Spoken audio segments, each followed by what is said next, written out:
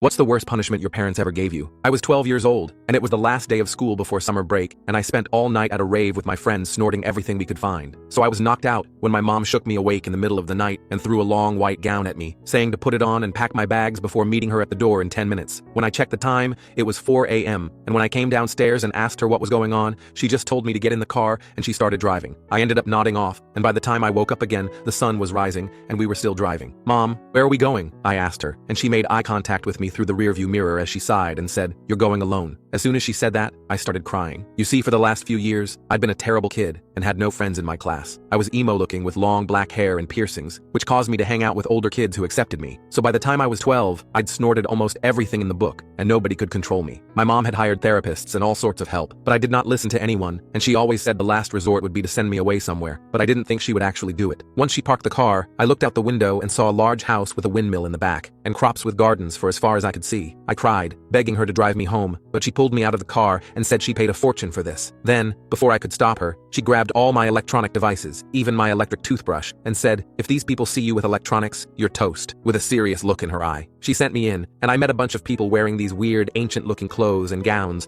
and it all clicked when they said they were Amish. For the next few weeks, I spent every morning waking up before sunrise to milk the cows before working in the fields all day. I'd come back inside sunburnt and covered in rashes, but they laughed it off saying, "Oh, you will get used to it." I told them I couldn't drink cow's milk because I was lactose intolerant, but they laughed it off saying that was a made-up thing for wussies, and served me milk every morning. I'd spend damn near half the day popping emergency squats in the field. They forced me to cut my hair and my piercings closed up, and the worst part is, I had to listen, because the dad kept that rifle strapped on his back. I was ready to take my own life, but 2 months later, my mom came to pick me up with a smile on her face, thinking I was changed. Oh, I was changed all right, ready to be a greater menace than before.